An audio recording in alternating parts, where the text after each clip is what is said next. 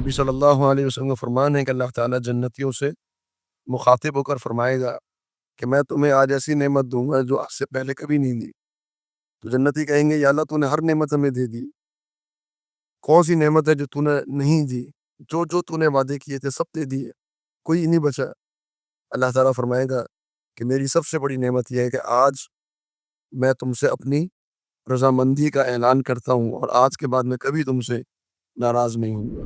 استغفار ویسے کسی بھی موقع پر کیا جائے اس کی بڑی فضیلت ہے، لیکن اللہ رب العالمین نے خاص طور پہ سحری کا وقت کا ذکر کیا، کیونکہ اہل ایمان کی یہ ایک خصوصیت ہے کہ اس وقت کا اہتمام کرتے ہیں، تہجد کے وقت کا۔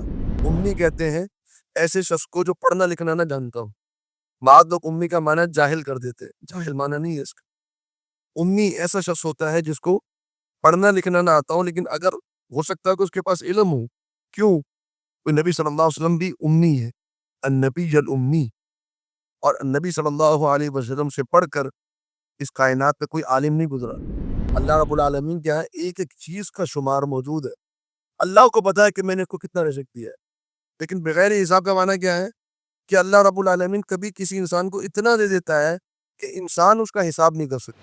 وَلَقَدْ يَسَّرْنَا الْقُرْآنَ لِلذِّكْرِ فَهَلْ مِن مُّدَّكِرٍ۔ اعوذ باللہ من الشیطان الرجیم۔ قل، آپ کہہ دیجئے، اُنَبِّئُکم، کیا انبئو، میں خبر دوں، کم تمہیں، یہ تین الفاظ ہیں۔ انبئکم، جو حمزہ ہے یہ کیا کے معنی میں آتا ہے؟ انبئو، میں خبر دوں، کم تمہیں، بخیر، زیادہ بہتر کی، من ذالکم، ان چیزوں سے، جو چیزیں جن کا تذکرہ گزشتہ آیت میں گزرا، جو مختلف انسان کی شہوات اور اس کی جو ضروریات، اس کی خواہشات، اس کے حوالے سے فرمایا کہ میں کیا تمہیں اس سے بہتر کی خبر نہ دوں؟ وہ کن کے لیے؟ فرمایا للذین، ان لوگوں کے لیے، اتقوا، جو تقوی اختیار کرتے ہیں، ان لوگوں کے لیے جو تقوی اختیار کرتے ہیں، دنیا کے اندر خواہشات سے اجتناب کرتے ہیں، گناہوں سے بچتے ہیں، ان کے لیے ہے عند ربہم، ان کے رب کے پاس۔ وہ کیا ہے؟ جنات، جنتیں ہیں، جنات، یہ جنت کی جمع ہے، بہت سی جنت ہے۔ تو بہت سی جنتوں کا مطلب یہ نہیں ہے کہ جنتیں بہت ساری ہیں، بلکہ اس کا معنی ہے کہ اس کے درجات بہت سارے ہیں۔ جنت تو ایک اللہ رب العالمین نے بنائی، اس کے مختلف منازل ہیں، اس کے مختلف درجات ہیں، جو ہر انسان کو اس کا عمل کے لحاظ سے اللہ رب العالمین درجہ عطا فرمائے گا۔ حتیٰ کہ جو کم درجے کے جنتی ہوں گے وہ اعلیٰ درجے کے جنتیوں کو یوں دیکھیں گے جیسے کہ آج ہم ستاروں کو دیکھتے ہیں، ان کی منزلیں اور ان کے درجات اس طرح نظر آئیں گے۔ تو ان کے لیے جنتیں ہیں، تجری من تحتہا الانہار، وہاں اس کے نیچے نہریں بہتی ہیں۔ نیچے کا معنی ان کے بالا خانے، ان کے محلات اوپر ہے، اور جنتوں میں نہریں بہتی ہیں۔ نہریں بہت سی ہیں جو جنت کے اندر موجود ہیں، میٹھے پانی کی نہر ہے، شہد کی نہر ہے، دودھ کی نہر ہے، شراب کی نہر ہے۔ تو بڑی خوبصورت نہریں ہیں جو اللہ تعالیٰ نے جنت میں بنائی ہیں، جن کے کنارے بھی بہت خوبصورت ہیں۔ جیسے اللہ کے رسول صلی اللہ علیہ وسلم نے فرمایا کہ جنت ایک نہر جس کے جو اس کے آس پاس پڑے ہوئے جو بڑے بڑے پتھر ہیں، وہ پتھر نہیں ہیں بلکہ موتی ہیں، اور پانی بہہ رہا ہے اور اس کے آس پاس اللہ رب العالمین نے موتی رکھے ہیں۔ تو وہ رب جس نے اس دنیا کو خوبصورتی دی ہے، وہ جنت میں کیسی خوبصورتی کی تخلیق فرمائے گا یا فرما چکا ہے، وہ ہمارے تصور سے باہر ہے۔ اور وہ جنت ایسی ہے کہ دنیا کی لذتوں کی طرف نہ دیکھنے والے انبیاء اور اولیاء ان جنتوں کی نعمتوں کی تمنا کیا کرتے ہیں۔ تو یہ اللہ رب العالمین نے اپنے متقین بندوں کے لیے تیار کی ہیں، خالدین فیہا۔ یہ دوسری نعمت ہے کہ وہ ہمیشہ ہمیشہ اس جنتوں میں رہیں گے، ہمیشہ۔ ان پر کوئی بڑھاپا نہیں آئے گا، ان پر موت نہیں آئے گی، کوئی بیماری نہیں آئے گی، کبھی ان کو وہاں سے نکالا نہیں جائے گا۔ اربوں کھربوں لامتناہی سال آپ گنتی کرتے چلے جائیں، انہوں نے وہیں رہنا ہے، اسی جوانی کی عمر میں، انہی نعمتوں کے اندر اللہ رب العالمین ان کو مستقل نعمتیں عطا فرمائے گا۔ وہ ازواج مطہرہ، ازواج اور بیویاں ہیں، مطہرۃ جو پاکیزہ ہے۔ اللہ رب العالمین جنت میں جنتیوں کو بیویاں بھی دے گا، تو عورتیں بھی جنتی ہیں اور مرد بھی جنتی ہیں۔ اور جو عورت اور مرد آج مسلمان ہے اور اسلام کی حالت میں ہی ان کی وفات ہوتی ہے، تو یہی مرد اور عورت جنت میں میاں بیوی ہوں گے، اور وہاں وہ مزاج نہیں ہوگا جو مزاج دنیا میں ہے۔ تلخیاں بھی ہو جاتی ہیں، آپس میں جھگڑے بھی ہو جاتے ہیں، اختلافات بھی ہو جاتے ہیں، محبتوں میں کمی بیشیاں بھی ہو جاتی ہیں، بیماریاں بھی آ جاتی ہیں، ہر قسم کے حالات دیکھنے پڑتے ہیں۔ لیکن جنت میں جو بیوی ہوگی وہ اپنے شوہر کو راضی کرنے والی، شوہر بیوی سے راضی، بیوی شوہر سے راضی، اور ایک محبت کا سما ہوگا اس جنت کے اندر۔ اور فرمایا کہ مطہرۃ، بیویاں پاکیزہ ہیں۔ پاکیزہ سے مطلب کہ ان کو وہاں جیسے بھی جنتیوں کو کوئی بخار یا نزلہ یا زکام یا بلغم، تھوک اور قضاء حاجت کی ضرورت نہیں ہوگی، اور اس کے علاوہ جو خواتین کے جو مخصوص مسائل ہیں دنیا میں وہ وہاں نہیں ہوں گے۔ اللہ رب العالمین کو بالکل پاکیزہ رکھے گا، مطہرۃ، جسمانی طور پہ بھی پاک ہوں گی، نفسیاتی طور پہ بھی پاک ہوں گی، دین کے اعتبار سے بھی پاک ہوں گی۔ تو مطہرۃ کے الفاظ اللہ تعالیٰ نے قرآن مجید میں کئی مقامات پر ذکر فرمایا کہ پاکیزہ بیوی ملنا یہ بہت بڑی نعمت ہے، اور جنت میں یہ نعمت ملے گی۔ یہ چوتھی نعمت، تیسری نعمت، چوتھی نعمت فرمایا ورضوان من اللہ، اللہ رب العالمین کی رضا۔ چار نعمتوں کا ذکر کیا، جنتیں، وہاں ہمیشہ کا رہنا، پھر وہاں پاکیزہ بیویاں، اور پھر اللہ رب العالمین کی رضا، اور رضا کو سب سے آخر میں ذکر کیا۔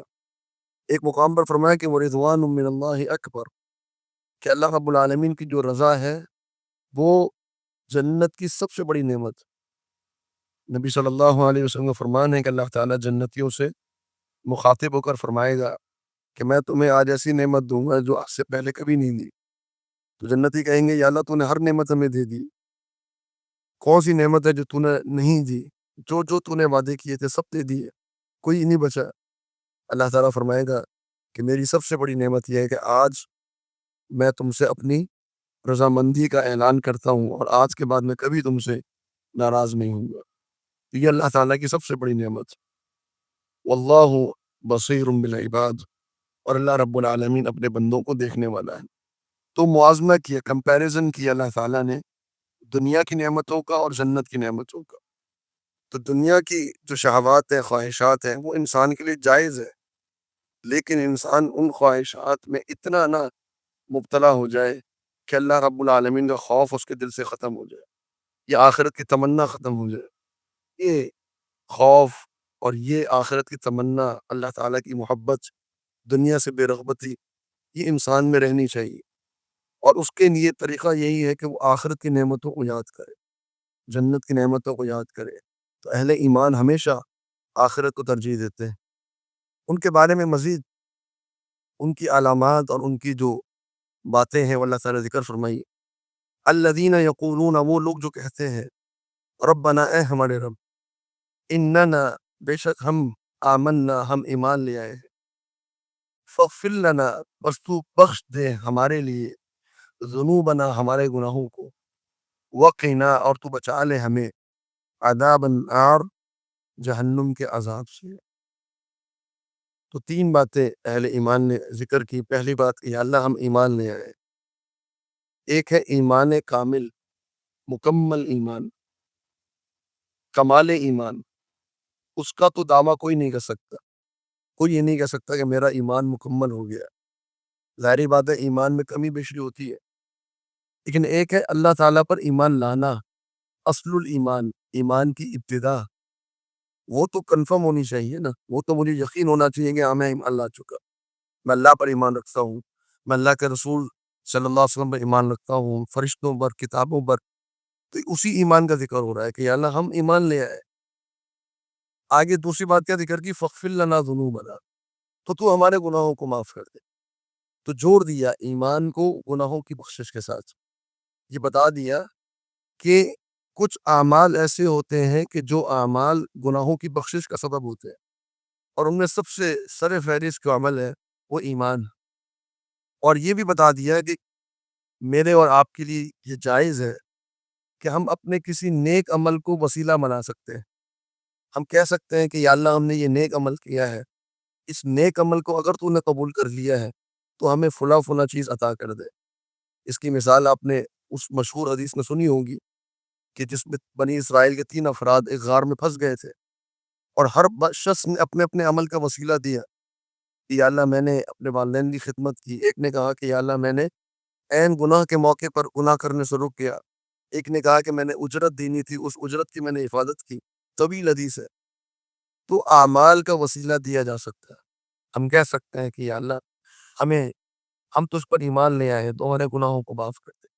یا اللہ ہم نبی صلی اللہ علیہ وسلم سے محبت کرتے ہیں تو ہمیں نبی صلی اللہ علیہ وسلم کی شفاعت عطا فرما دے۔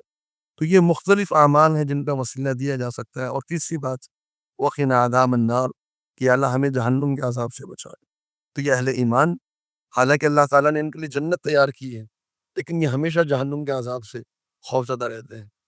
ان کی مزید صفات ذکر کی، الصابرین، صبر کرنے والے ہر مصیبت پر اور نیک نیک اعمال کے اوپر، گناہوں سے بچنے کے اوپر صبر کرنے والے، والصادقین، اپنی بات میں سچے، والقانتین، اللہ تعالیٰ کے ہر حکم کو ماننے والے، فرما بردار، والمنفقین، اللہ تعالیٰ کے راستے میں خرچ کرنے والے، والمستغفرین، اور استغفار کرنے والے، بالاسحار، سحری کے وقت، تہجد کے وقت میں اللہ رب العالمین کے سامنے استغفار کرنے والے۔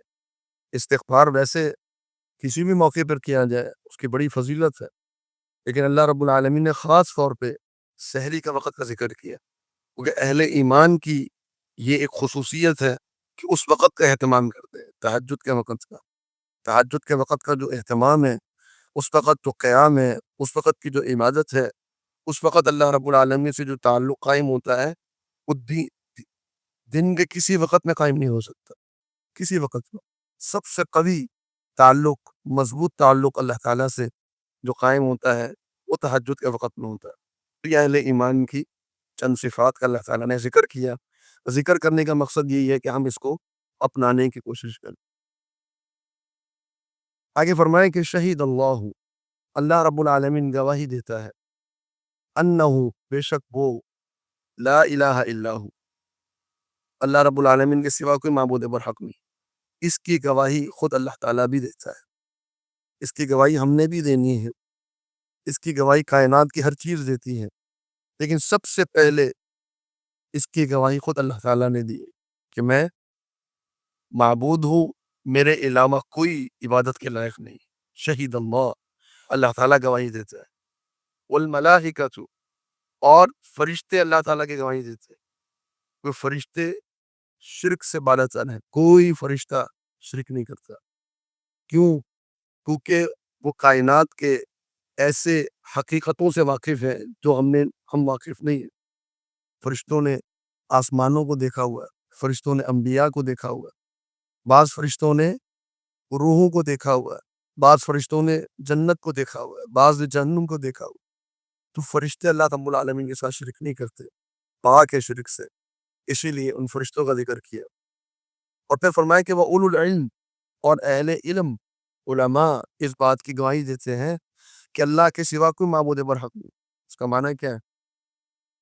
کیا وہ لوگ جن کے پاس علم نہیں ہے وہ گواہی نہیں دیتے؟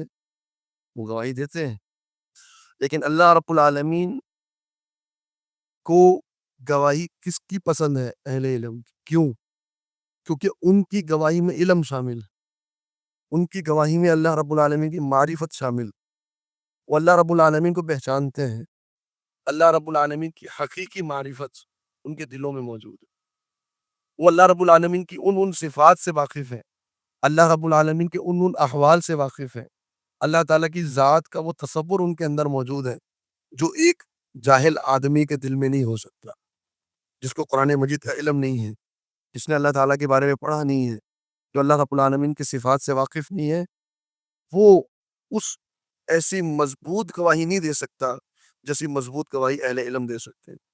اسی لیے اللہ رب العالمین نے اہل علم کی گواہی کو ذکر کیا، سب سے مضبوط گواہی خود اللہ رب العالمین کی گواہی، اس کے بعد فرشتوں کی گواہی، اس کے بعد اہل علم کی گواہی، کیونکہ اہل علم اپنے علم کی بنیاد پر ان کو معلوم ہے کہ اللہ رب العالمین واقعتاً وہ اکیلا ہے، اس کا کوئی شریک نہیں، قائما بالقسط، اور اللہ تعالیٰ کھڑا ہے انصاف کے ساتھ، اللہ رب العالمین کبھی بھی انصاف سے ہٹے گا نہیں، اللہ رب العالمین نے ہمیشہ انصاف کیا ہے اور انصاف کرے گا۔ تو دو صفات اللہ تعالیٰ کی، ایک اللہ رب العالمین کے علاوہ کوئی عبادت کے لائق نہیں، وہ اکیلا معبود، دوسری صفت کہ اللہ رب العالمین انصاف کرنے والا ہے، اس کی گواہی اللہ بھی دیتا ہے، اس کی گواہی فرشتے بھی دیتے ہیں، اس کی گواہی اہل علم بھی دیتا ہے۔ فرمائے کہ لا الہ الا ہو، نہیں ہے کوئی معبود برحق سوائے اللہ کے، العزیز ہو الحکیم، وہ غالب ہے اور حکمت والا ہے۔ تو جو مضمون چل رہا تھا اس کو بھی ذہن میں رکھیے گا، مضمون کیا چل رہا تھا اصل میں؟ عیسائیت سے مناظرہ، عیسائیت سے ایک مجادلہ، ان کو سمجھانا کہ جو تمہارا دعویٰ ہے وہ دعویٰ غلط ہے، اصل دعویٰ اور اصل حقیقت یہ ہے کہ معبود برحق اللہ رب العالمین۔ آگے فرمائے کہ ان الدین عند اللہ الاسلام، ان الدین بے شک دین، عند اللہ اللہ کے ہاں، الاسلام وہ اسلام۔ یہ بہت بڑا جملہ ہے، اور اس جملے کی گہرائی کو سمجھنے کے لیے پہلے یہ سمجھنا ہوگا کہ دین کا معنی کیا ہے۔ دین اللہ تعالیٰ کے ہاں اسلام ہے، اسلام سے کچھ ہم واقف ہیں، دین کس کو کہتے ہیں؟ عربی لغت میں اگر آپ جائیں گے تو دین کے تین معنی ہیں، یہ دین تین معنوں کے لیے استعمال ہوتا ہے۔ ایک تین معنی میں استعمال ہوتا ہے دانہ، کسی کے اوپر قبضہ کر لینا، مسلط ہو جانا، دانہ کا مطلب ہوتا ہے کہ اس نے اس کو اپنی ملکیت میں لے لیا، مکمل قبضہ کر لیا اس کے اوپر، یہ ہے دین، دانس۔ اور ایک دین کا معنی ہوتا ہے جس کو کہتے ہیں دان لہو، کہ کوئی شخص کسی اور کا مطیع ہو گیا۔ ایک دانا کا مطلب دانہ کہ کسی نے کسی کے اوپر قبضہ کر لیا، ایک دین کا مطلب کہ کوئی شخص کسی اور کا مطیع ہو گیا، بالکل اس کے سامنے جھک گیا، فرما بردار ہو گیا۔ اور ایک اس کا استعمال ہوتا ہے لفظ دان بھی دین، کہ اس نے اس کو اوڑھ لیا، اس کو اپنے اوپر مسلط کر لیا، کوئی چیز اس نے لی اور اس کو اپنے اوپر ڈال لیا، پورا اپنے اوپر ٹھانپ لیا، اس نے اپنے آپ کو اس کے اندر لے گیا۔ تو آپ کے سامنے یہ تینوں استعمالات ہیں۔ تو الدین قرآن مجید کے اندر جو استعمال ہوا ہے وہ دو معنوں میں استعمال ہوا۔ ایک الدین کا مطلب ہے ایک ایسا نظام، ایک ایسے اصول اور قواعد اور ضوابط، ایک ضابطۂ حیات جو ایک مسلمان مکمل طور پہ ہر معاملے میں اختیار کرتے، ہر معاملے میں اس کے سامنے جھک جائے، اس کے سامنے کوئی بات نہ کرے، اس کے سامنے کوئی اعتراض نہ کرے، چونکہ اور چنانچہ اور اگرچہ اور مگرچہ والی بات اس کے اندر نہیں ہونی چاہیے۔ جیسے ایک مالک اپنے غلام کو کہتا ہے کہ یہ کام کرو، تو غلام یہ کہنے کی جسارت نہیں کر سکتا کہ میں کیوں کروں، اس کا فائدہ کیا ہے، یا اس سے بہتر ہے کہ یہ کام کر لیا گیا، نہیں۔ تو دین کا مطلب یہ ہے کہ جب آپ نے دین کو اختیار کر لیا، اب وہ دین ایک مکمل ضابطہ حیات ہے ہر معاملے کے اندر، صرف عبادت کے اندر نہیں۔ ہمارے ہاں بعض لوگوں نے اسلام کو مذہب سمجھ لیا کہ دین مسجد کی حد تک ہے، آپ باہر نکلیں، گھر چلے جائیں، اپنی زوجہ کے ساتھ اور بیوی کے ساتھ اور گھر والوں کے ساتھ اور والدین کے ساتھ اور رشتہ داروں کے ساتھ جیسا بھی میرا رویہ ہو اس پہ میں کسی نظام کا پابند نہیں ہوں، غلط ہے۔ میں دکان پہ چلا جاؤں جیسے مرضی خرید و فروخت کروں، میں کسی نظام کا پابند نہیں ہوں، غلط ہے۔ اس پر ہماری بات کچھ عرصہ قبل جو ہماری کلاس ہوئی اس میں اللہ رب العالمین نے فرمایا ادخلوا فی السلم کافہ، وہ بات اپنے ذہن میں رکھیے کہ ہر معاملے میں اللہ رب العالمین ہم سے کس چیز کا تقاضا کرتا ہے، تو یہ دین، تو دین قرآن مجید میں ایک استعمال ہوا مکمل نظام حیات کے لیے، اور ایک الدین استعمال ہوا جزا کے لیے، سزا اور جزا، مالک یوم الدین، یوم الدین کا مالک یعنی جس دن انسان کو اس کا بدلہ دیا جائے گا۔ تو ان دونوں معنوں میں دین قرآن مجید میں استعمال ہوا، فرمایا کہ دین جو ہے اب اللہ رب العالمین کے یہاں اسلام ہے، یہ جو اسلام نبی صلی اللہ علیہ وسلم جو دین لے کر آئے وہی اب دین ہے،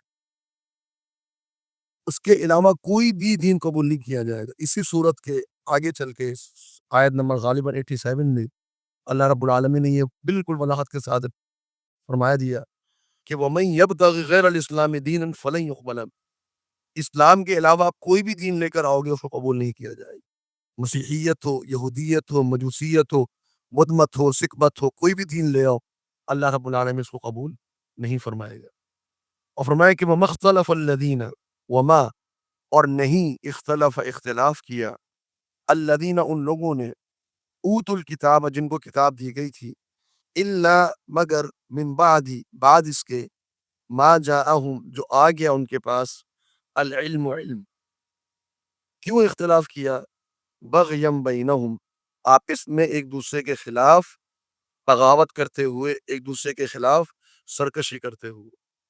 تو اس جملے میں اللہ رب العالمین نے یہ وضاحت فرما دی کہ اختلاف وہ جہالت کا نتیجہ نہیں ہے، کسی بھی امت میں اختلاف جہالت کا نتیجہ نہیں ہے، امت میں جو اختلاف ہوا وہ آپس میں ایک دوسرے کے خلاف سرکشی، اپنی اقتدار، اپنی سرداری، اپنی چودراہٹ، اپنی انا، اپنی ضد، یہ وہ وجہ ہے جس کی وجہ سے دینوں ادیان کے اندر اختلاف برپا ہوا۔ آج اسلام کے اندر بھی ہم کسی شخصیت کو بڑا بنا کر اس کے پیچھے چل پڑتے ہیں، اس کی ہر بات کو منوان قبول کر لیتے ہیں، اور اللہ رب العالمین اور اللہ کے رسول صلی اللہ علیہ وسلم کی بات کی پرواہ نہیں کرتے۔ یہ وہ وجہ ہے کہ جس کی وجہ سے امتوں کے اندر اختلاف پیدا ہوا، اور اسی کو تفرقہ کہتے ہیں، اسی کو فرقہ واریت کہتے ہیں، کہ آپ اللہ رب العالمین کو چھوڑ کے یا اللہ کے رسول صلی اللہ علیہ وسلم کی بات کو چھوڑ کے آپ کسی تیسری شخصیت کے پیچھے چل پڑے، یہ فرقہ واریت ہے۔ اور جو شخص اللہ تعالیٰ کی طرف بلائے، اللہ کے رسول صلی اللہ علیہ وسلم کی طرف بلائے، اس کو آپ فرقہ واریت نہیں کہہ سکتے۔ وہ فرقہ ہو سکتا ہے باقی فرقوں کی موجودگی میں، فرقہ واریت نہیں ہے، وہ اصل دین ہے۔ تو لوگوں میں جو اختلاف ہوا وہ علم آ جانے کے بعد ہوا، اگر بغیر علم کے اختلاف ہوتا وہ تو معاف ہے۔ اگر کسی حکم میں کوئی آیت موجود نہیں ہے، کسی مسئلے میں آیت موجود نہیں ہے، حدیث موجود نہیں ہے، اب اس میں اجتہاد کی گنجائش ہے، آپ اجتہاد کیجئے۔ اب کسی کا کوئی موقف ہے، کسی اور کا کوئی موقف ہے، اس پر پکڑ نہیں ہے۔ پکڑ کس کے اوپر ہے؟ قرآن مجید کی آیت آ گئی، حدیث آ گئی، اس کے باوجود میں کہوں کہ نہیں، میں نے تو فلاں امام کے پیچھے چلنا ہے، میں نے تو فلاں شخصیت کے پیچھے چلنا ہے، میں تو فلاں عالم کے پیچھے چلتا ہوں، ہمارے آبا و اجداد تو یوں کرتے ہیں۔ جب یہ باتیں آپ کرنے لگیں قرآن و حدیث کے سامنے، تو پھر یہ وہ اختلاف ہے جو اللہ رب العالمین نے جس کی مذمت فرمائی، اور فرمایا کہ وَمَن يَكْفُرْ بِآيَاتِ اللَّهِ، جو اللہ رب العالمین کی آیات کا انکار کرتا ہے، فَإِنَّ اللَّهَ سَرِيعُ الْحِسَابِ، بے شک اللہ تعالیٰ بہت جلد حساب لینے والا ہے۔ اللہ رب العالمین کا جو حساب ہمیں بڑے مؤخر لگے، اس پہ ہمیں تاخیر نظر آئے، لیکن در حقیقت وہ حساب اللہ تعالیٰ کا بہت جلد ہے۔ آگے فرمایا فَإِنْ حَاجُّوكَ، بس اگر وہ آپ سے جھگڑا کریں، اللہ تعالیٰ نے دین مقرر کر دیا اسلام کو، اس کے باوجود اگر وہ آپ سے اختلاف کریں، جھگڑا کریں، فقل، آپ کہہ دیجئے، اسلمت، میں نے مطیع کر لیا، فرما بردار کر لیا، وجہی، اپنے چہرے کو، للہ، اللہ کے لیے، ومن اتبعنی، اور ان لوگوں نے بھی جنہوں نے میری اتباع کی، میری اتباع کرنے والے لوگوں نے بھی اپنے چہرے کو اللہ تعالیٰ کے سامنے جھکا لیا ہے۔ ہم تو اللہ کے سامنے مطیع ہیں، ہم کسی کی بات سننے والے نہیں، ہم کسی کی باتوں میں آنے والے نہیں، ہم کسی کے پیچھے چلنے والے نہیں، ہمیں وہی کرنا ہے جو اللہ رب العالمین نے کہا۔ وقل آپ کہہ دیجئے للذین ان لوگوں کے لیے اوت الکتابہ جن کو کتاب دی گئی تورات اور انجیل، ان سے کہہ دیجئے والامیین اور ان لوگوں سے بھی کہہ دیجئے جن کے پاس کتاب کا علم نہیں ہے۔ امی کہتے ہیں ایسے شخص کو جو پڑھنا لکھنا نہ جانتا ہو۔ بعض لوگ امی کا معنی جاہل کر دیتے ہیں، جاہل معنی نہیں ہے اس کا۔ امی ایسا شخص ہوتا ہے جس کو پڑھنا لکھنا نہ آتا ہو، لیکن اگر ہو سکتا ہے کہ اس کے پاس علم ہو۔ کیوں؟ کوئی نبی صلی اللہ علیہ وسلم بھی امی ہے، النبی الامی، اور نبی صلی اللہ علیہ وسلم سے پڑھ کر اس کائنات پہ کوئی عالم نہیں گزرا۔ تو امی کا معنی جاہل نہیں ہے، امی کا معنی وہ شخص جو پڑھنا لکھنا نہ جانتا ہو۔ تو فرمایا کہ ان لوگوں سے بھی کہہ دیجئے اَأَسْلَمْتُمْ، کیا تم اسلام لاتے ہو؟ یعنی مشرکین مکہ سے بھی کہہ دیجئے، اہل کتاب سے بھی کہہ دیجئے کیا تم مسلمان ہوتے ہو؟ فَإِنْ أَسْلَمُوا، اگر وہ مسلمان ہو جائیں، فَقَدْ اهْتَدَوْا، تو وہ ہدایت پر ہے۔ اب کوئی یہودی اپنے دین پر رہتے ہوئے ہدایت پر نہیں، چاہے وہ شرک نہ بھی کرتا ہو۔ کوئی عیسائی اپنی عیسائیت میں رہتے ہوئے ہدایت پر نہیں ہے جب تک کہ اسلام نہیں لاتے۔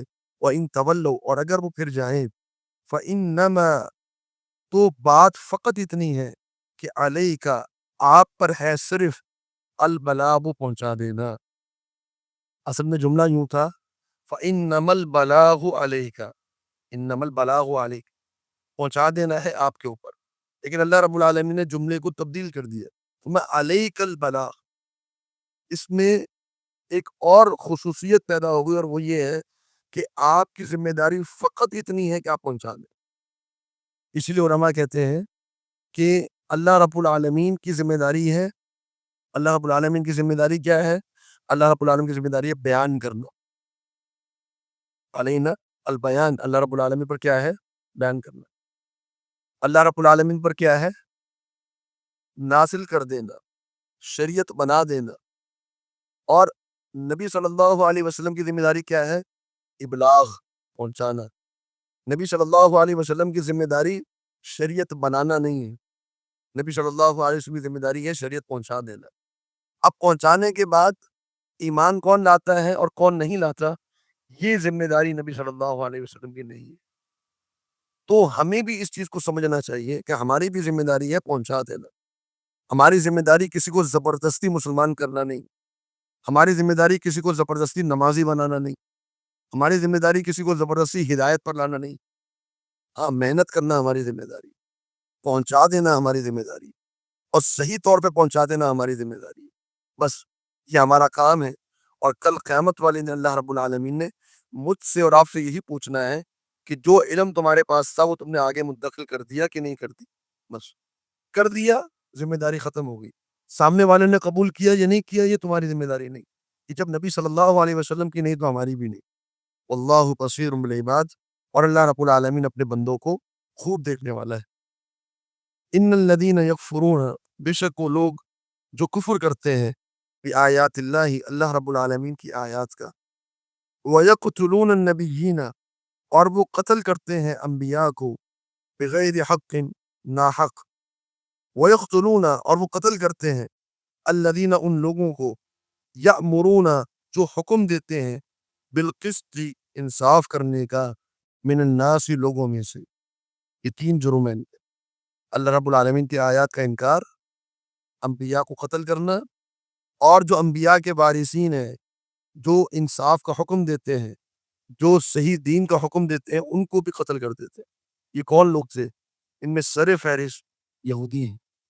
یہودیوں کے جرائم اس قدر طویل ہیں، اس قدر ان کے جرائم بھیانک ہے کہ کچھ جرائم اللہ رب العالمین نے قرآن مجید میں ذکر کیے اور بار بار ذکر کیے۔ ان میں سب سے بڑا جرم ان کا کیا ہے؟ انبیاء کو قتل کرنا، سب سے بڑا جرم۔ یہ جرت قوم نوح کو نہیں ہوئی، یہ جرت قوم عاد کو نہیں ہوئی، یہ جرت قوم سمود کو نہیں ہوئی، یہ جرت حتیٰ کہ مشرکین مکہ کو بھی نہیں ہوئی، سوائے ایک دفعہ کے کہ جب انہوں نے کوشش کی اس کی، اور اللہ رب العالمین نے ان کی کوشش کو ناکام بنا دیا۔ لیکن یہ جرت کس کو ہوئی؟ یہ جرت ہوئی بنی اسرائیل۔ اور یہاں پہ یہ ذہن میں رکھیں، نبی اور رسول میں فرق ہے، نبی اور رسول میں فرق ہے۔ رسول کی حفاظت اللہ رب العالمین فرماتا ہے۔ رسول کو کوئی قتل نہیں کر سکتا، رسول کو کوئی قتل شہید نہیں کر سکتا۔ جو رسول کون ہے؟ جن پر اللہ رب العالمین نے کتاب نازل فرمائی، جو نئی شریعت لے کر آئے۔ اور نبی کون ہے؟ جو گزشتہ شریعت کی تبلیغ کرنے والے ہوں۔ تو نبی کو قتل کیا جا سکتا ہے، لیکن اللہ رب العالمین رسول کو قتل کرنے کی کسی کو جو ہے وہ گنجائش نہیں دیتا، اور اگر وہ قتل کرنے کی کوشش کرے، اللہ رب العالمین حفاظت فرماتا ہے اور اس قوم کو تباہ و برباد فرما دیتا ہے۔ اسی لیے آپ قرآن مجید میں دیکھیں گے اللہ رب العالمین نے جہاں پر بھی قتل کا ذکر کیا تو وہاں انبیاء کا لفظ ذکر کیا، یقتلون الانبیاء یقتلون النبیین، تو انہوں نے اپنے نبیوں کو قتل کیا بغیر حق، اور ان لوگوں کو بھی قتل کیا جو انبیاء کے وارثین تھے۔ تو یہودیوں نے یہ جرائم کیے۔ اور الفاظ پر غور کیجئے گا کہ اللہ رب العالمین نے یہ نہیں فرمایا کہ جنہوں نے قتل کیا، یقتلون یہ پریزنٹ کے لیے آتا ہے، حال کے لیے آتا ہے کہ وہ قتل کر رہے ہیں انبیاء کو، وہ کفر کر رہے ہیں اللہ کی آیات کا۔ تو نبی صلی اللہ علیہ وسلم کے زمانے میں یہ آیت اس بات کی دلیل ہے کہ یہودیوں نے اللہ کے رسول صلی اللہ علیہ وسلم کو بھی قتل کرنے کی کوشش کی تھی۔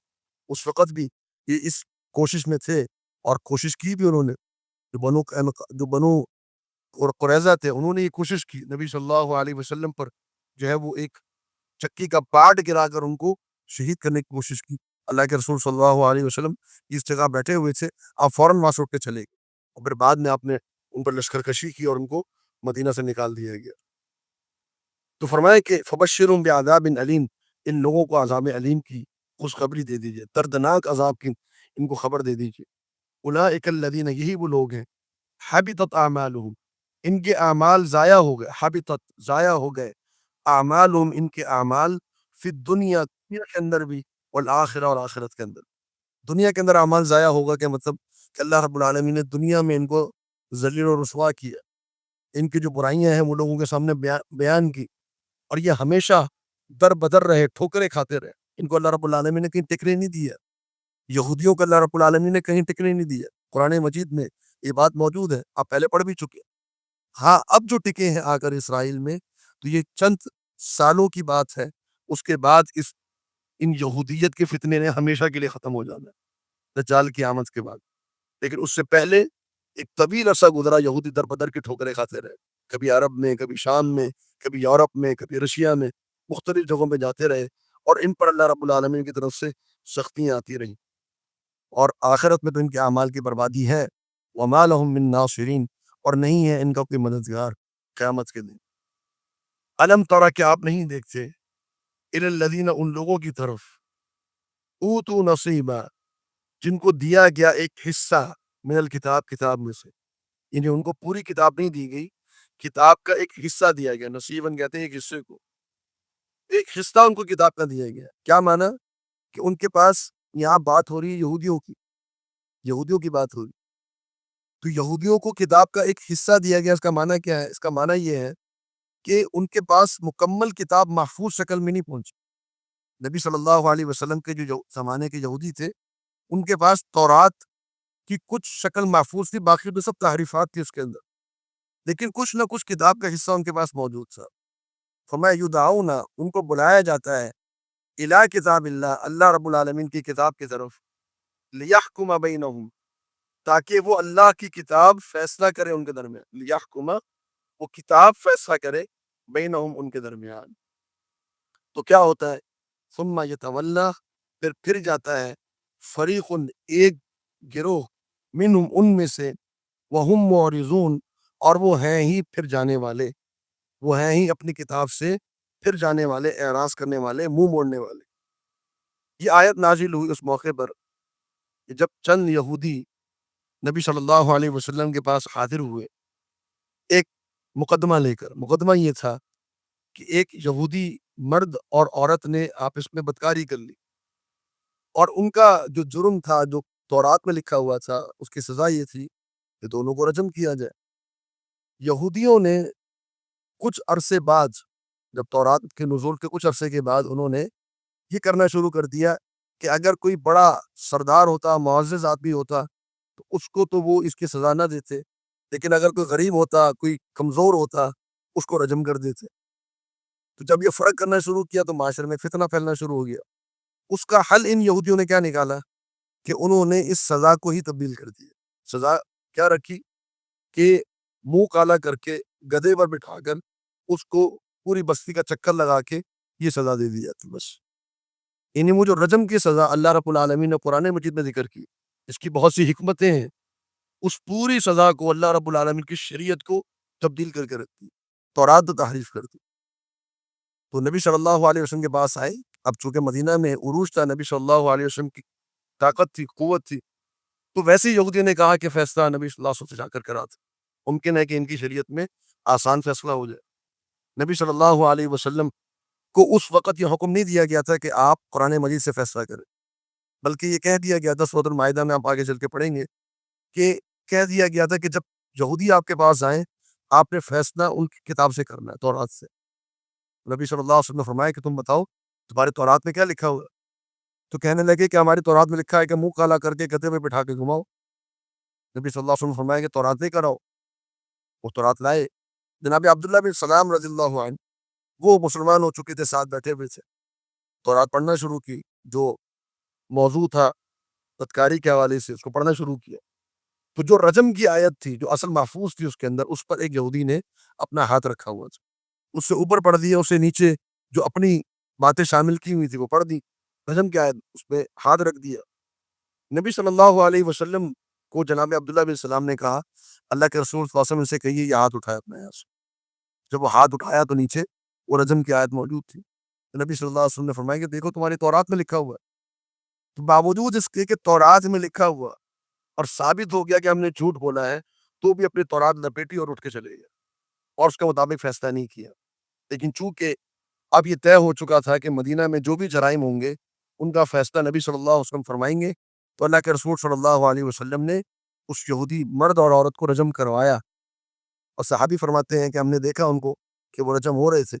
تو یہ فیصلہ نبی صلی اللہ علیہ وسلم نے کیا ان کی کتاب سے. تو یہاں پر وہی اسی کی طرف اشارہ کرنا مقصود ہے کہ تورات میں لکھا ہوا ہے، اس کے باوجود اس کو نہیں مانتے. جیسے آج بہت سے مسلمان قرآن مجید کی بہت سے احکامات کو نہیں مانتے. معلوم ہے کہ قرآن میں لکھا ہوا نہیں مانتے، تسلیم نہیں کرتے، عمل نہیں کرتے. تو یہ جو آیات اللہ رب العالمین نے نازل کی ہے نا یہودیوں کے بارے میں، یہ واقعات کو بیان کرنے کے لیے نازل نہیں کی ہے، بلکہ نصیحت حاصل کرنے کے لیے حاصل کہ دیکھو ان کے ساتھ یوں اس لیے ہوا کیونکہ انہوں نے اپنی کتاب کو چھوڑ دیا تھا. کہیں تم بھی اپنی کتاب کو چھوڑ کر اسی طرح رسوا اور خوار نہ ہو جانا جس طرح یہودی ہوئے تھے. اور یہ معاملہ کیوں ہوا، اس طرح سے وہ اپنی کتاب سے کیوں موڑنے لگے، اس کی وجہ آگے ذکر کی اللہ تعالیٰ نے. میں ذالک بانہم، یہ اس لیے کہ بے شک یہ لوگ قالو، انہوں نے کہا لن تمسنا النار، ہرگز نہیں چھوئے گی آگ ہمیں الا ایام معدودات، مگر چند دن. آگ ہمیں چند دن چھوئے گی، ہمیں جہنم میں چند دن کے لیے ڈالا جائے گا. یہ یہودیوں کا عقیدہ ہے. کیا عقیدہ ہے یہودیوں کا کہ یہ ہم نے 70 دن، بعض کا عقیدہ ہے 40 دن، بعض کا عقیدہ ہے 17 دن ہم نے بچڑے کی عبادت کی تھی ہمارے بزرگوں نے موسیٰ علیہ السلام کے زمانے میں. اتنے دنوں تک ہمیں جہنم میں ڈالا جائے گا، اس کے بعد اللہ رب العالمین جہنم سے نکال کے ہمیں جنت پہ ڈال دیا. کنفرم ہو گیا کہ ہم نے جہنم میں بھی جانا ہے اتنے دنوں کے لیے، اور پھر ہم نے جنت میں جانا ہے، ہم ہیں ہی جنت. اب یہ دماغ میں بیٹھ گیا، یہ عقیدہ ہے یہودیوں کا.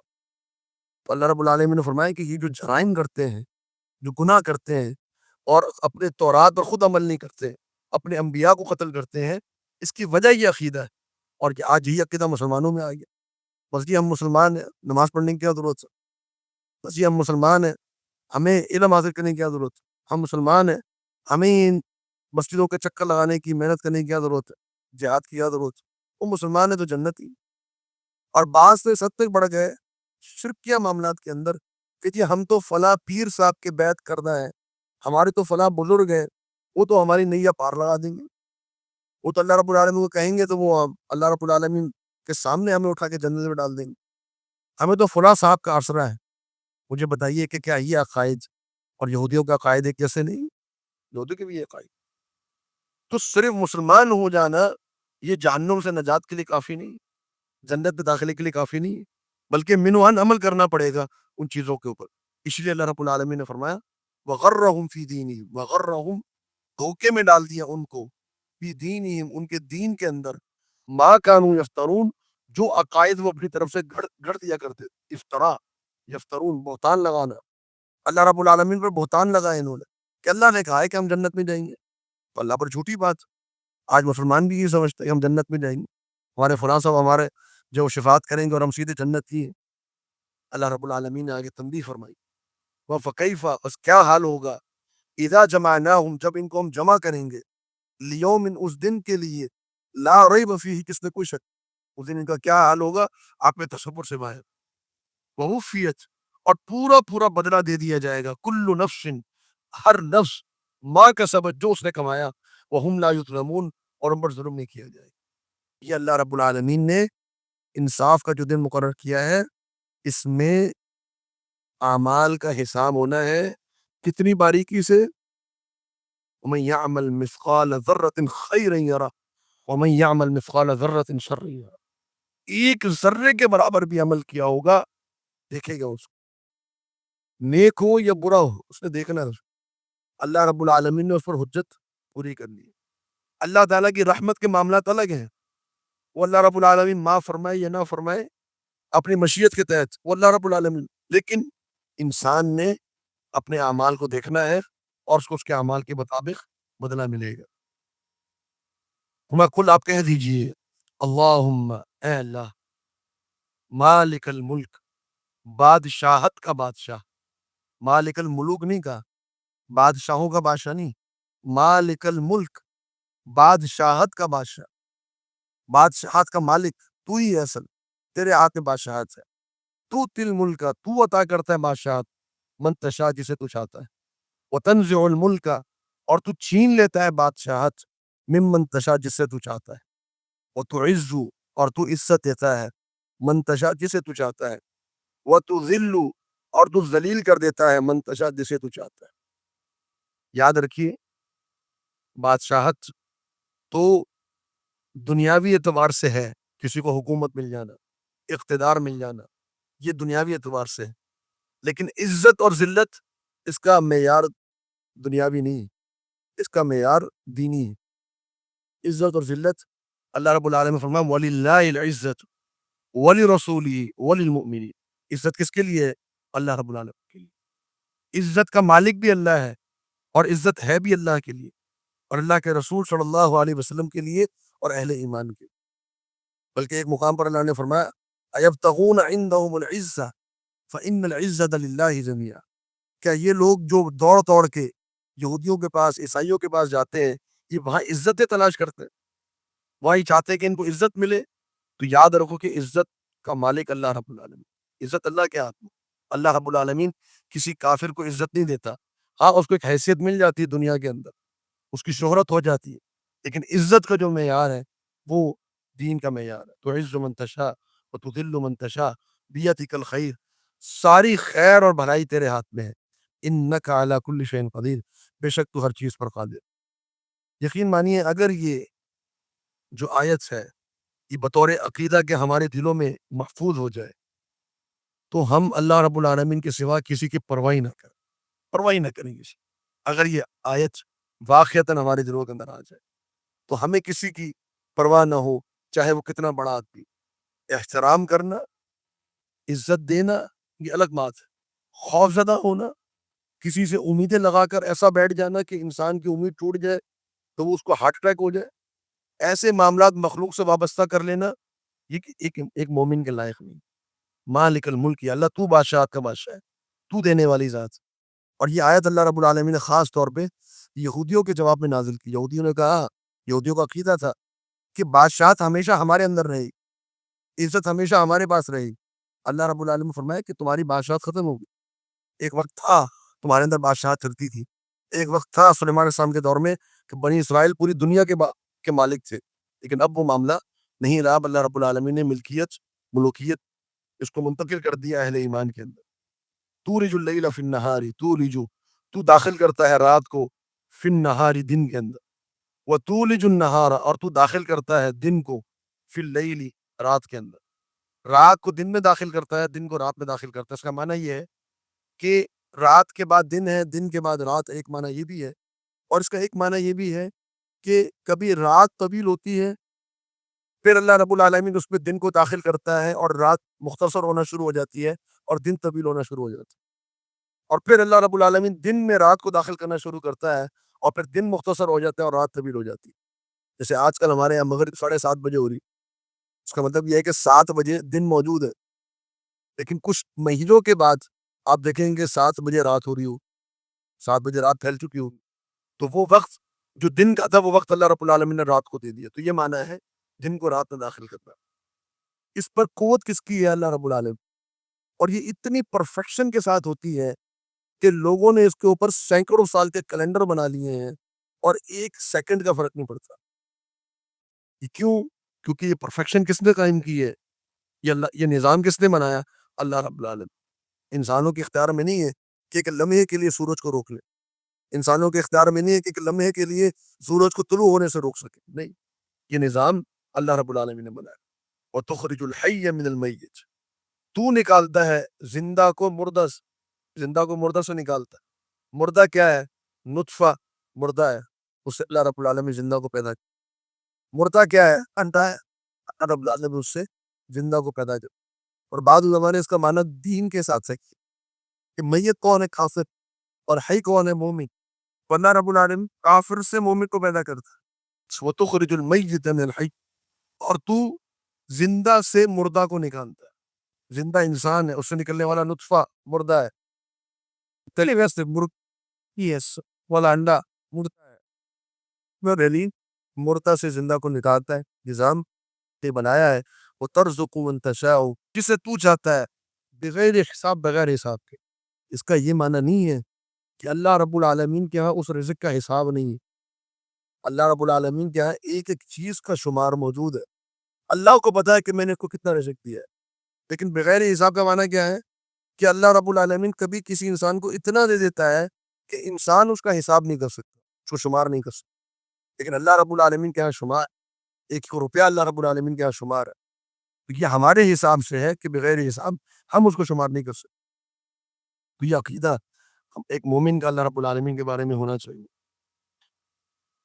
آگے ایک اور عقیدہ اللہ تعالیٰ نے ہمیں دیا، فرمایا لا يتخذ المؤمنون، نہ بنائیں، یہ حکم ہے، لا يتخذ، نہ بنائیں، المؤمنون، اہل ایمان، الکافرین، کافروں کو، اولیاء، اپنا دوست، من دون المؤمنین، ایمان والوں کو چھوڑ کے۔ اس موضوع کو اللہ رب العالمین نے جو مدنی صورتیں ہیں ان میں کم از کم 5 سے 6 دفعہ اس موضوع کو ذکر کیا، بڑی تفصیل کے ساتھ، اور اس پر بڑی اللہ رب العالمین نے شدت فرمائی، اور بڑے اللہ رب العالمین نے اس کے نتائج سے خبردار کیا کہ دیکھو مومنوں، کافروں کو اپنا دوست نہیں بنانا۔ دوست بنانے کا مطلب کیا ہے؟ ان سے محبت کرنا، ان پر اگر کوئی سختی آ جائے تو انسان غمزدہ ہو جائے، یہ ہے دوست بنانا۔ ہر معاملے میں ان کے پیچھے چلنا، ان کو فالو کرنا، ان کو دیکھنا، ان کو اپنا سٹینڈرڈ بنا لینا، ان کو اپنا معیار بنا لینا، ان کے ساتھ دوستی رکھنا۔ خوشی ہو انسان کے کسی کافر انگریز سے ملے جا کے، ان کے اگر عزت مل جائے تو بڑا خوش ہو جائے کہ جی ہم تو وہاں گئے تھے اور انگریزوں سے ملاقات ہوئی اور یہ اور وہ۔ اور اہل ایمان ان کی نظروں میں کیا ہے؟ حقیر، کوئی حیثیت نہیں۔ اہل ایمان مساجد کے اندر آنے جانے والے، ان کو ان سے کوئی تعلق نہیں، لیکن یہی اگر وہاں ان کو انگریز مل جائے، کافر مل جائے، تو بڑے وہ سینہ چوڑا کر کے بتائیں گے کہ جی ہمیں ان سے ساتھ بڑے تعلقات ہیں ہمارے۔ تو یہ کیا ہے؟ فرمایا کہ اہل ایمان ایسا عمل نہیں کر سکتا، دوست نہیں بنا سکتا اہل ایمان کو چھوڑ کر۔ وَمَن يَفْعَلْ ذَلِكَ، اور فرمایا کہ جو ایسا کرے گا، فَلَيْسَ مِنَ اللَّهِ، نہیں ہے وہ اللہ رب العالمین سے، فی شیء، کسی چیز میں، کچھ بھی۔ کیا معنی؟ اس کا اللہ رب العالمین اس کا کوئی ذمہ دار نہیں، اللہ رب العالمین سے اس کا کوئی تعلق نہیں، اللہ رب العالمین اس کے ساتھ محبت نہیں رکھتا، اللہ رب العالمین سے اس کا کوئی تعلق نہیں۔ دو آپشن ہے، یا تو کافروں کے ساتھ تعلق بنا لو یا اللہ تعالیٰ کے ساتھ تعلق بنا لو۔ یہ نہیں ہو سکتا کہ تمہارا کافروں کے ساتھ بھی محبت کا اور وہاں سے بھی دوستیوں کا تعلق ہو اور تم کہو کہ اللہ رب العالمین بھی ہمیں محبت کرے، یہ نہیں ہو سکتا۔ اسی لیے اللہ رب العالمین نے چند آیات کے بعد اللہ رب العالمین کی محبت کا موضوع ذکر کیا۔ تو یہ ممکن نہیں ہے کہ تمہارے دل میں کافر کی محبت بھی ہو اور اللہ کی محبت بھی ہو، یہ ممکن نہیں۔ تو کافروں کو ہاں تعلق ہو سکتا ہے، تجارت ہو سکتی ہے، معاملات ہو سکتے ہیں، اور وہ زندگی میں ہوتے ہیں۔ نبی صلی اللہ علیہ وسلم یہودیوں کے ساتھ تجارت کیا کرتے تھے، صحابہ نے یہودیوں کے ساتھ تجارت کی۔ تو ممالک کی بنیاد پر تعلقات، تجارت کے خارجہ تعلقات، یہ سب ہو سکتے ہیں، لیکن محبت نہیں ہو سکتی، دوستی نہیں ہو سکتی، اور خاص طور پہ اہل ایمان کو چھوڑ کر تو یہ بالکل جائز نہیں ہے۔ فرمایا الا ان تتقوا، مگر یہ کہ تم ڈرو، مگر یہ کہ تم بچو، منہم ان سے، تقاتن کسی طرح بچنا۔ کوئی مسلمان ہے، وہ کافروں کے درمیان موجود ہے، اور اس کو یہ خوف ہے کہ کہیں کافر مجھے نقصان نہ پہنچا دے، اس صورت میں وہ جس کو ہم کہتے ہیں نا تقیہ، وہ کر سکتا ہے۔ لیکن تقیہ کا وہ معنی نہیں ہے جو آج ہمارے ایک فرقہ اس کو ذکر کرتا ہے۔ تقیہ کا معنی جو ذکر کیا جاتا ہے وہ کیا ہے کہ جھوٹ بولنا اور اپنے عقیدے کے خلاف ایک بات ظاہر کرنا تاکہ لوگ یہ سمجھیں کہ اس کا یہ عقیدہ ہے، یہ تقیہ جائز نہیں۔ ایک مسلمان اپنے اسلام کو چھپا سکتا ہے، لیکن ایک مسلمان اپنے اسلام کو چھپا کر کفر کا اظہار نہیں کر سکتا تقیہ کے طور پر۔ ایک مسلمان اپنے ایمان کو بچا سکتا ہے، لیکن اپنے ایمان کو بچا کر کفر کا اظہار کرنا یہ تقیہ، یہ جائز نہیں، یہ تقیہ جائز۔ اپنے ایمان کو آپ چھپا لیں، اپنے اسلام کو آپ چھپا لیں، اگر کہیں پر نقصان پہنچنے کا اندیشہ ہو، نقصان پہنچنے کا اندیشہ نہیں ہے، ایمان کا اظہار لازم ہے، واجب ہے، پھر نہیں چھپا سکتے آپ۔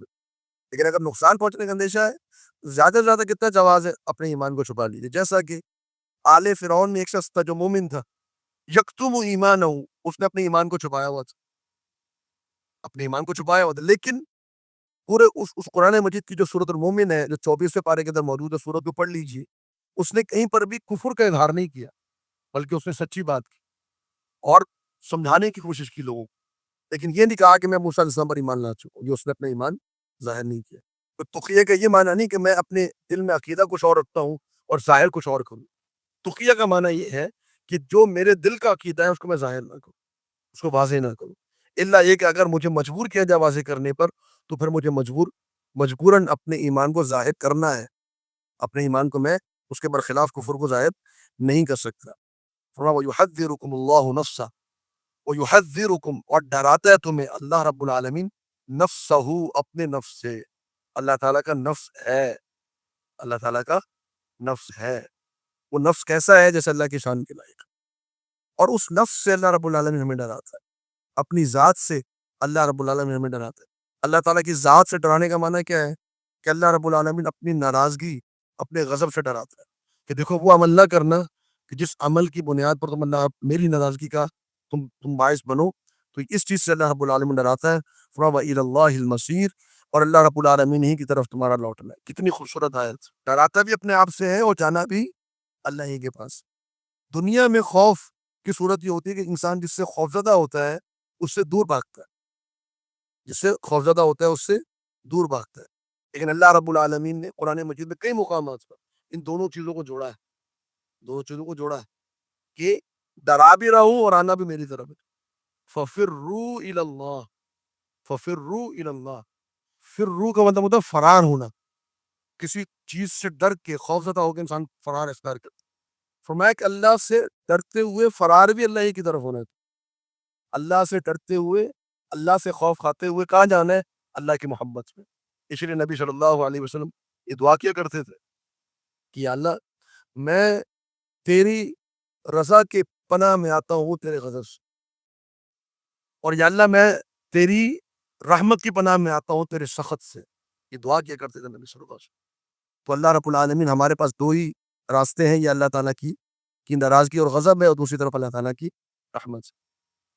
اور فرمایا کہ قل، آپ کہہ دیجئے، ان تخفوا، اگر تم چھپاؤ گے، ما فی صدورکم، جو تمہارے سینوں میں ہے، او تبدوہ، یا تم اس کو ظاہر کرو گے، یعلمہ اللہ، اللہ اس کو جانتا ہے۔ یہ تقیہ کے حوالے سے کہ دیکھو اگر دل میں تم چھپاؤ گے، ظاہر نہیں کرو گے، اس ایمان کو اللہ جانتا ہے، ظاہر کرو گے اس ایمان کو بھی اللہ رب العالمین جانتا ہے۔ تو اطمینان رکھو، تمہیں اگر چھپانا پڑ جائے تو اطمینان رکھو کہ اللہ رب العالمین کے علم پہ ہے، لیکن یہ بھی یاد رکھو کہ اگر تم نے تقیہ کرتے ہوئے ظاہری طور پہ اسلام لائے اور دل میں کفر ہوا، اس کو بھی اللہ رب العالمین جانتا ہے۔ تمہارا دعویٰ کچھ اور ہے کہ جی میں مومن ہوں، لیکن تمہارے دل کے اندر اور افکار اور نظریات اور خیالات ہیں، اس کو بھی اللہ رب العالمین جانتا ہے۔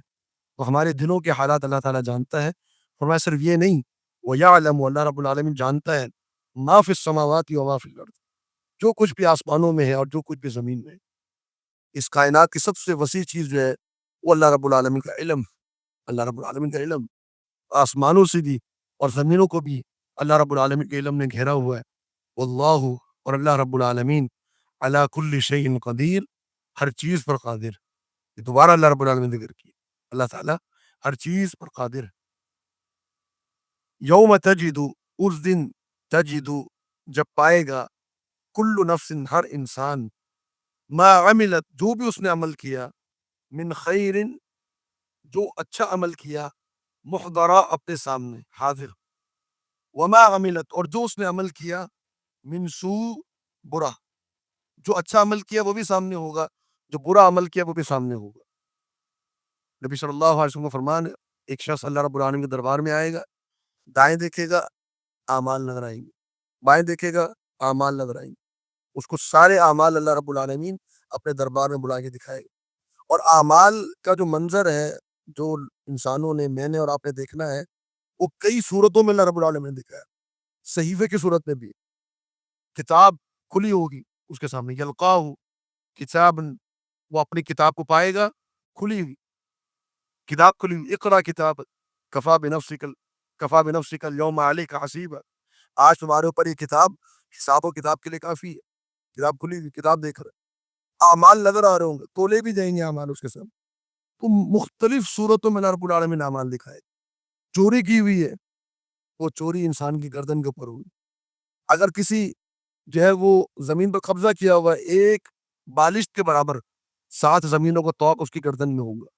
نبی صلی اللہ علیہ وسلم صحابہ کو فرمایا، اے میرے صحابہ، دیکھو کل قیامت والے دن میرے پاس اس حال میں نہ آنا کہ تمہاری گردنوں کے اوپر اونٹ سوار ہو اور تمہاری گردنوں کے اوپر بکریاں اور بھیڑ سوار، میرے پاس اس حالت میں نہ آنا، جس سے جو گناہ کیا ہوگا اس کے سر کے اوپر ہو۔ تو مختلف صورتوں میں اللہ رب العالمین انسان کو اعمال دکھائے، اس کے سامنے ہوگی۔ تودو، وہ نفس یہ چاہے گا، لو ان بینہا، کاش کہ بے شک اس کے درمیان، اس نفس کے درمیان، و بینہ، اور اس عمل کے درمیان، امدن، مدت ہو، فاصلہ ہو، بعیدہ، بہت دور کا فاصلہ ہو اس کے درمیان اور اس کے اعمال کے درمیان، وہ اعمال اسے چھپ جائے، کیونکہ اعمال کو دیکھ دیکھ کر شرمندہ ہوگا، اس کو پتا ہوگا کہ میں نے کہاں جانا۔ وَيُحَذِّرُكُمُ اللَّهُ نَفْسَهُ، دوبارہ یہ فرمایا، اللہ رب العالمین اپنے نفس سے تمہیں خوفزدہ کرتا ہے، تمہیں ڈراتا ہے۔ واللہ، اور اللہ رب العالمین رؤوف، بڑی محبت کرنے والا ہے، بڑی شفقت کرنے والا ہے، بالعباد، اپنے بندوں، ڈراتا بھی ہے، جانب اللہ کی طرف، ڈراتا بھی ہے اور محبت کرنے والا بھی اللہ رب العالمین۔ تو اللہ رب العالمین سے ہمیں بھی محبت رکھنی چاہیے۔ وہ محبت کیسی ہونی چاہیے، اس کو، محبت کو پیدا کرنے کا ذریعہ کیا ہے، وہ اگلی آیات میں اللہ رب العالمین نے ذکر فرمایا ہے۔ 12 وقت مکمل ہو گیا، اسی پر اکتفا کرتے ہیں۔ تو اگر کچھ شخص کہتا ہے کہ میں صرف قرآن مجید کو مانتا ہوں، اس کا مطلب یہ ہے کہ وہ آدھے سے زیادہ دین کا انکار کر دیا اس نے۔ ایسے واقعات ملتے ہیں کہ جب والد یا والدہ جب اخلاص کے ساتھ یہ طے کر لے کہ میں نے اپنی اس اولاد کو اللہ رب العالمین کے راستے میں وقف کرنا ہے، اللہ رب العالمین اس کو قبول فرما لیتا ہے، اگر مخلص انسان، اور اللہ رب العالمین پھر ایسا قبول فرماتا ہے کہ پھر دنیا دیکھنے والی ہوتی ہے۔ اولیاء الرحمن جو ہیں ان سے کرامت کا ظہور ہوتا ہے، لیکن اولیاء الرحمن کبھی بھی اس کرامت کو اپنی ذات کی طرف منسوب نہیں کرتے کہ میں نے یہ کیا ہے، بلکہ وہ ہمیشہ کیا کہتے ہیں، یہ اللہ رب العالمین کی طرف سے۔ اور کبھی بھی اولیاء اللہ جو ہیں وہ کبھی بھی یہ نہیں کہتے کہ میں یہ کرامت ظاہر کر سکتا ہوں، دعویٰ نہیں کرتے کبھی۔ اللہ رب العالمین کو اپنے بندوں سے اپنا ذکر سننا بہت پسند ہے۔ جیسے نبی صلی اللہ علیہ وسلم فرمایا کہ دنیا میں، کائنات میں کوئی ایسی ذات نہیں ہے جس کو اپنی ثنا پسند ہو اللہ رب العالمین سے زیادہ۔ اللہ تعالیٰ کو اپنی ثنا بہت پسند، سبحان اللہ کہنا، الحمدللہ کہنا، اللہ اکبر کہنا، یہ اللہ رب العالمین کو بہت پسند۔ المدینہ اسلامک ریسرچ سینٹر 6 ڈپارٹمنٹس میں تعلیم و تربیت، دعوت و تبلیغ اور خدمت خلق کے 40 سے زائد پروجیکٹس میں مصروف عمل ہے۔ ہمیں اس میں آپ کا تعاون درکار ہے۔ آئیے اس عظیم مشن کا حصہ بنیے۔